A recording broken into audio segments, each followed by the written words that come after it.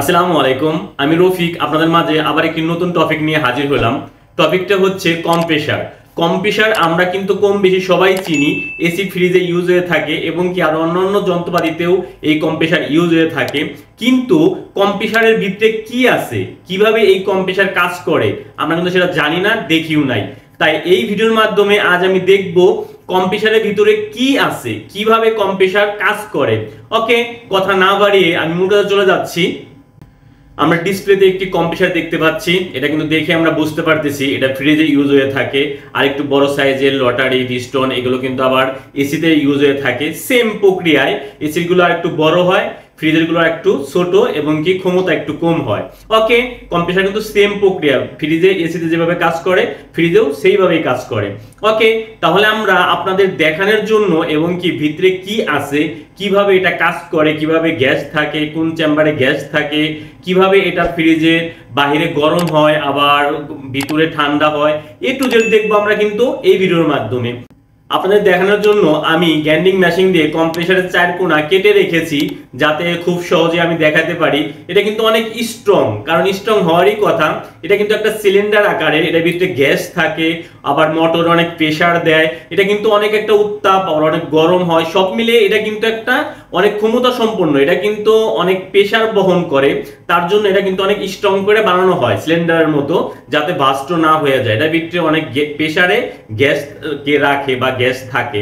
ওকে, আমি দেখেন উপরের অংশটা আমি উঠাই নিচ্ছি, দেখেন ভিতরে কিন্তু খুব চকচকা, খুব ঝকঝকা দেখাচ্ছে। ওকে, আমি উপরের কভারটি রেখে দিচ্ছি। রেখে দেখেন আমরা একটা ভিতরে কিন্তু একটা দানব আকৃতি একটা জিনিস দেখতে পাচ্ছি। সেটা কি, আবার একটা কথা বলে নেই, এই কম্প্রেসার কিন্তু আমাদের শরীরের হার্টের সাথে তুলনা করা হয়। যেমন হার্টে রক্ত পাঞ্চ করে আমাদের রক্ত এক দিয়ে যায় আবার আরেক দিয়ে ঘুরে চলে আসে, এইভাবে কিন্তু হার্ট রক্ত পাঞ্চ করতে থাকে। সেম ফ্রিজ এসিতে এই গ্যাসটাকে এই কম্প্রেসারেই পাঞ্চ করে প্রেসার করে পুরা এসির যে একটা ডায়াগ্রাম পুরাটা ঘুরে আবার চলে আসে, এইভাবেই কিন্তু ও প্রক্রিয়া চলতে থাকে আর আমাদের এসি ফ্রিজে ঠান্ডা গরম হতে থাকে। ওকে, এটা কিন্তু আমরা সুন্দরভাবে দেখতে পাচ্ছি। আমরা একটা ভিতরে একটা লোহার স্তব দেখতে পাচ্ছি, এখানে কিন্তু আর কিছু দেখা যাচ্ছে না। কিন্তু এটার কয়েল কোথায়, মোটর কোথায়, কিভাবে এটা ঘুরে, কিভাবে পাওয়ার দেয় দেখেন। আমি এটা পুরোটা উঠেই নিচ্ছি। এটা কিন্তু আলগা থাকে, এটা চারটে স্প্রিং এর পর বসানো থাকে। ব্যাস, সুন্দরভাবে এটা ধরে উঠাই নিচ্ছি। এটা কিন্তু খুব সুন্দরভাবে বসানো থাকে। দেখেন এখন কি হচ্ছে, আমাদের কিন্তু কয়েল বের হলো। ওকে, কয়েল ফাংশনটা পুরাটাই 220 মোটর। এটা 220 মোটরের দুইটা কয়েল রানিং কমন, দুইটা কয়েলের দেখেন তিনটা তার বের হয়েছে। দুইটা কয়েলের চারটা তার হবে, তার মধ্যে দুইটা কমন করে একটা করছে আর রানিং একটা, স্টার্টিং একটা।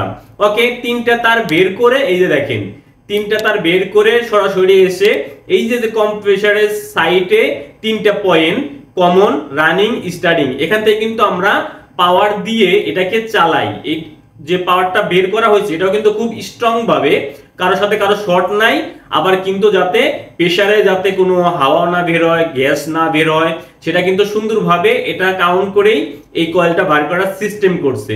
ওকে, এখান থেকে কিন্তু আমরা সুন্দরভাবে পাওয়ার দিয়ে এটাকে চালাবো বা চালাই, বড় বড় অন্য অন্য কম্প্রেসার গুলো চালানো হয়।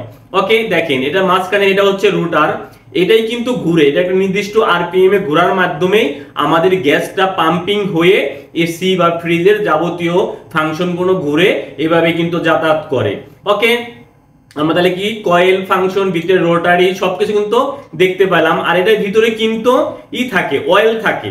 কম্প্রেসার, বিভিন্ন কম্প্রেসারের গ্যাসের সাথে নির্ণয় করে বিভিন্ন অয়েল থাকে।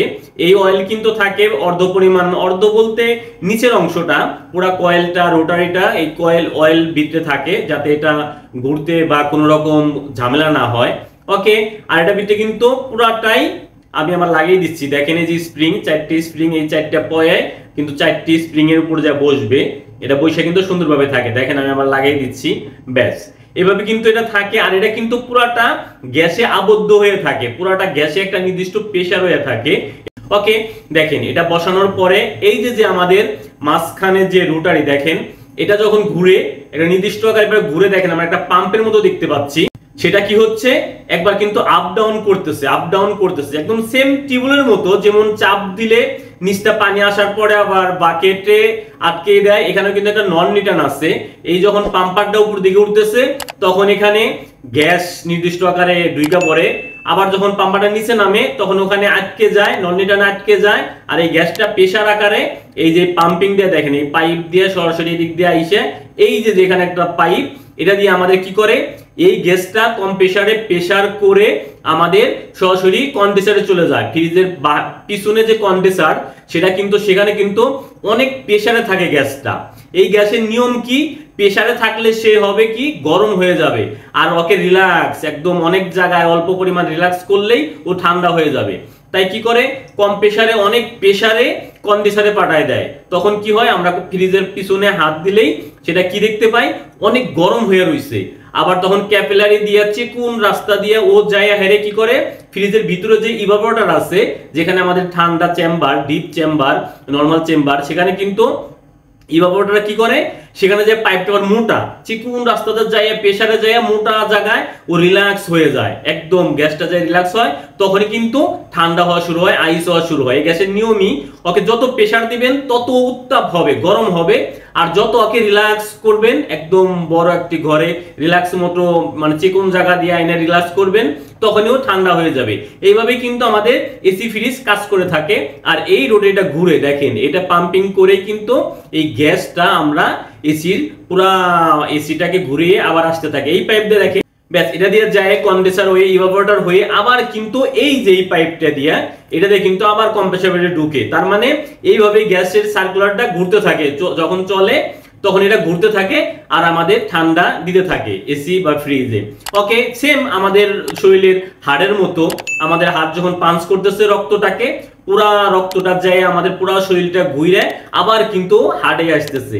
সেম এইভাবে কিন্তু আমাদের এই কম্প্রেসারটাও কাজ করে। তাই কম্প্রেসারটা কিন্তু মানব দেহের হাড়ের সাথে তুলনা করা হয়েছে।